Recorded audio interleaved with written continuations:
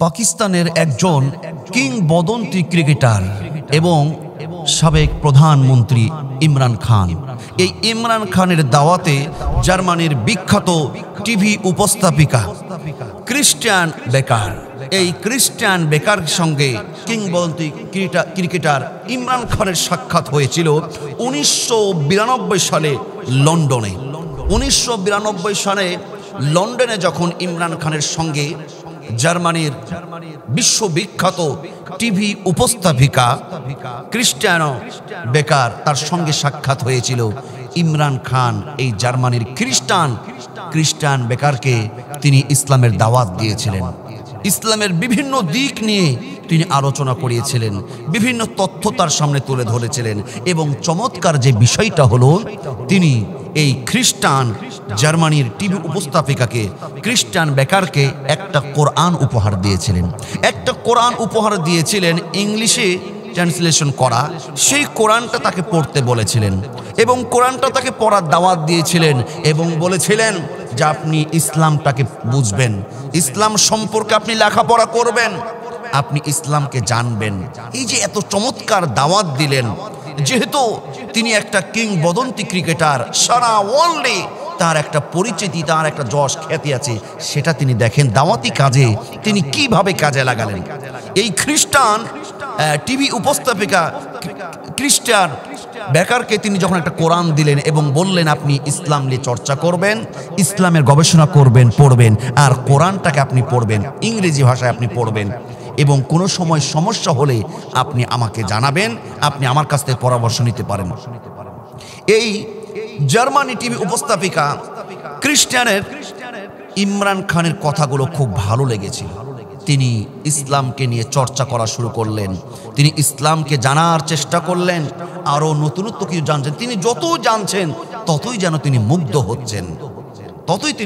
হচ্ছেন, কোরআনুল কারীম তিনি তেলাওয়াত করতেন, পড়তেন, ইংরেজি ভাষায় তিনি কোরআনের অর্থগুলো পড়তেন।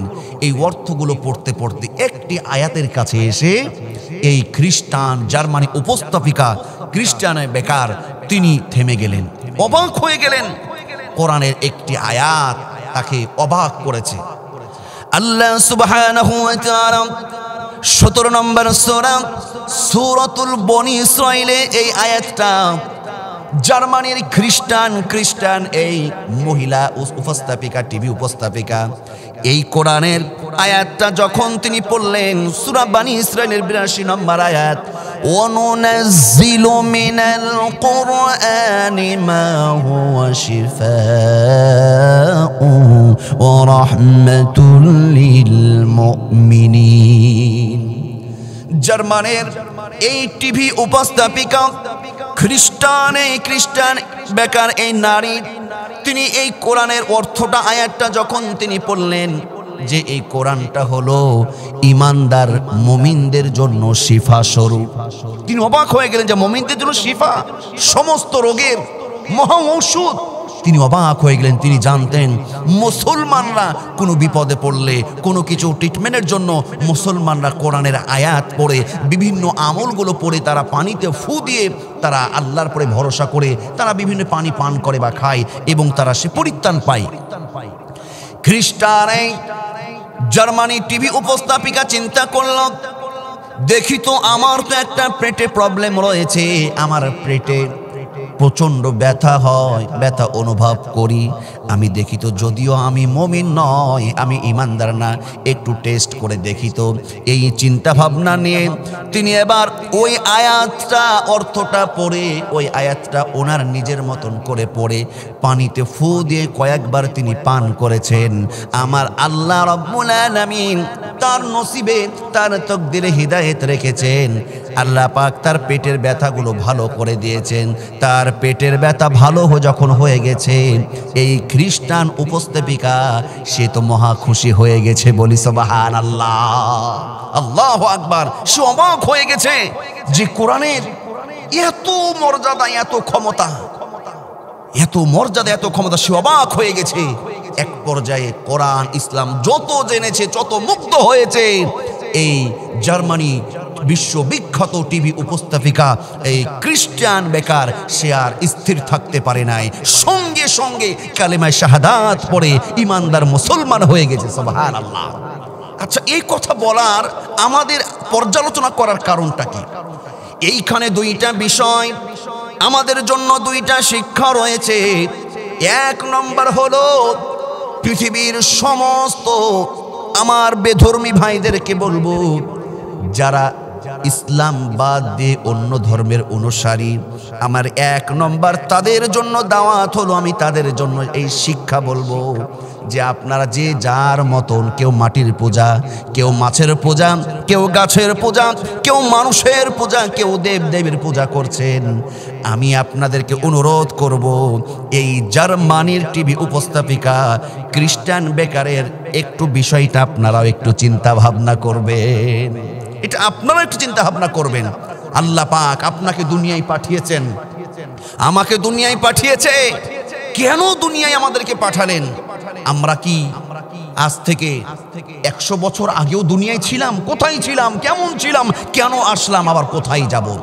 কোরআনুল কারীমের 2 নম্বর সূরা সূরাতুল বাকারার 28 নম্বর আয়াতটা আপনারা খুলে দেখবেন।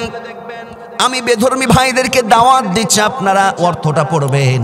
আল্লাহ পাক কোরআনে তিনি বলেন, কাইফা তাকফুরুনা বিল্লাহি ওয়া কুনতুম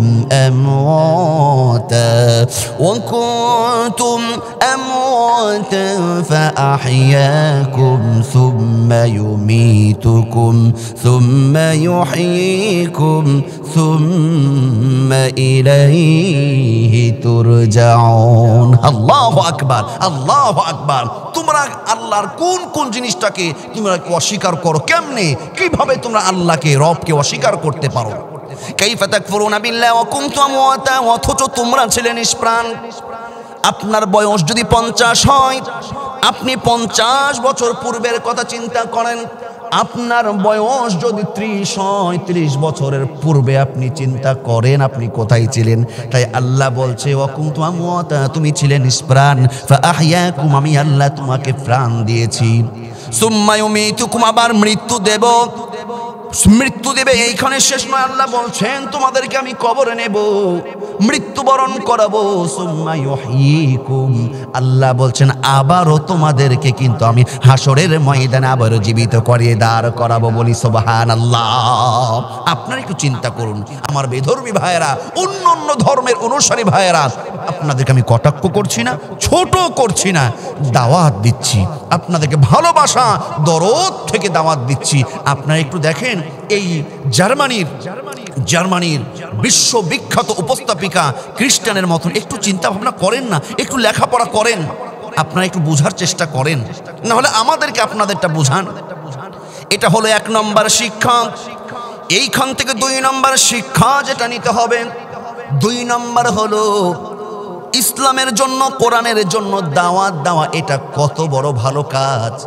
কিংবদন্তি পাকিস্তানের ক্রিকেটার ইমরান খান যেমন করে দাওয়াত দিয়েছে, এই দাওয়াত দেওয়াটা আপনার আমার সবার জন্য বড়ই একটা দায়িত্ব, বড়ই একটা কর্তব্য। আপনাকে আমাকে দাওয়াত দিতে হবে। এই দাওয়াতের মর্যাদা আল্লাহ পাক অনেক দিয়েছে। সুবহানাল্লাহ।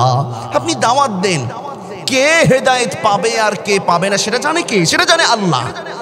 তার হাবিবকে বলছেন, ও আমার বন্ধু, ইন্নাকা লা তাহদি মান আহবাবতা ওয়ালাকিন্নাল্লাহু ইয়াহদি মান ইয়াশা ওয়া হুয়া আ'লামু বিল মুহতাদিন। আল্লাহ রাব্বুল আলামিন বলেন, নিশ্চয় আপনি যাকে ভালোবাসেন, ইচ্ছা করলে তাকে সৎ পথে, হেদায়েতের পথ আপনি দেখাতে পারেন না। আমি আল্লাহ যাকে চাই শুধুমাত্র সেই হেদায়েত পায়। আমাদেরকে দাওয়াত দিতে হবে। ইমরান খান যেমন দাওয়াত দিয়েছে, এই দাওয়াতটা আপনাকে আমাকে দিতে হবে। দাওয়াতটা কেন দিতে হবে?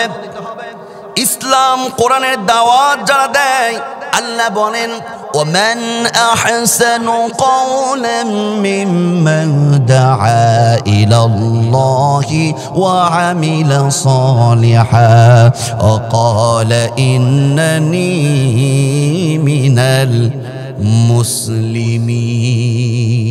আল্লাহু আকবার, আল্লাহু আকবার। আল্লাহ বলছেন, তার চাইতে আর কার কথা উত্তম শ্রেষ্ঠ হতে পারে, যেই নিজে ইসলামের পথে চলে, দিনের পথে চলে, মানুষকে ইসলামের দাওয়াত দেয়, কোরআনের দাওয়াত দেয় এবং বলে আনা মিনাল মুসলিমিন, আমি মুসলমানদের একজন, তার কথার চাই তার কার কথা দাম হতে পারে। শুধু তাই নয়, বুখারী শরীফের একটি হাদিস শুনুন, আল্লাহর নবী আন সাহিল ইবনে সাইদ আন্না রাসূলুল্লাহ সাল্লাল্লাহু আলাইহি ওয়াসাল্লাম قال علي فالله لأن يهدي الله بك رجلا واحدا خير لك من خمر النعم। আল্লাহর নবী বিশ্ব নবী, বুখারী সহিহ মুসলিম শরীফের হাদিস, আল্লাহর নবী বলেন, হযরত আলী রাদিয়াল্লাহু তাআলাকে বলেন, আল্লাহর কসম, আল্লাহর কসম, তোমার দাওয়াতের মাধ্যমে কোনো ব্যক্তি যদি ইসলামের সুশীতল ছায়ার তলে আসে, কেউ যদি ঈমান আনয়ন করে, এটা তোমার জন্য সব চাইতে দামি, লাল উটের চাইতেও দামি হয়ে যাবে। বলি সুবহানাল্লাহ। লাল উটের কথা কেন বললেন? তার কারণ হলো আমাদের বর্তমান পৃথিবীতে যেমন করে যানবাহনের, যেমন ফেরারি কার রয়েছে, বিভিন্ন কার গাড়িগুলো রয়েছে, এগুলো যেমন দামি, সেই সময় আরব দেশে সব চাইতে যানবাহনের মাধ্যমে দামি ছিল লাল উটগুলো। এই জন্য আল্লাহর নবী বললেন, সবচাইতে দামি লাল উটের চাইতেও সেই কাজটা উত্তম হয়ে যাবে। সুবহানাল্লাহ। ইমরান খান যে কাজটা করেছে, এটা আপনার আমারও দায়িত্ব, আপনাকে আমাকেও কাজটা করতে হবে। এই কাজটা যদি আপনি আমি করতে পারি, দাওয়াত যদি দিতে পারি, তাহলে দেখেন আপনি আমি সবাই একদিন মারা যাব, পৃথিবীর সবাই দুনিয়া ছেড়ে চলে যাব। মানুষ যখন, বনি আদম সন্তান যখন মারা যায়, তখন তার সমস্ত আমলগুলো বন্ধ হয়ে যায়, শুধুমাত্র 3টি আমল জারি থাকে। আল্লাহর নবী বলেন, ইযা মাতাল ইনসান ইনকাতা আনহু আমালুহু ইল্লা মিন সালাসাতিন ইল্লা মিন সাদাকাতিন জারিয়াতিন আও ইলমিন ইয়ানতাফাউ বিহি আও ওয়ালাদিন সালিহ।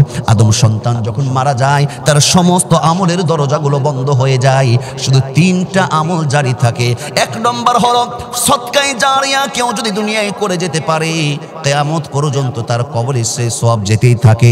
2 নম্বর হলো আও ইলমিন, দ্বীনি ইলম, কোরআন শিক্ষা, ইসলামের শিক্ষা, দাওয়াতি শিক্ষা যদি আপনি কাউকে যেতে পারেন, আপনি কবরে চলে যাবেন, কিন্তু আপনি দাওয়াত দিয়ে একজনকে ইমানদার মুসলমান বানিয়ে গেছেন, এর একটি সওয়াব কিয়ামত পর্যন্ত আপনার কবরে যেতেই থাকবে। আর 3 নম্বর হলো পিতামাতার নেক সন্তান যদি দুনিয়ায় থুয়ে যায়। তাহলে আসুন, এইখান থেকে আমাদের একটা শিক্ষা আছে। জার্মানির বিখ্যাত টিভি উপস্থাপিকা ক্রিস্টিয়ানে বেকার, সে যেমন ইসলাম নিয়ে গবেষণা করে আজকে মুসলিম হয়েছে, আমি বেধর্মীদেরকে, ভাইদেরকে, বোনদেরকে বলতে পারি যে আপনারা একটু গবেষণা করুন, সঠিকটা বোঝার চেষ্টা করুন, হতে পারে আল্লাহ পাক আপনাদের তকদিরেও ঈমান ইসলাম কবুল করে নিতে পারেন ইনশাআল্লাহ।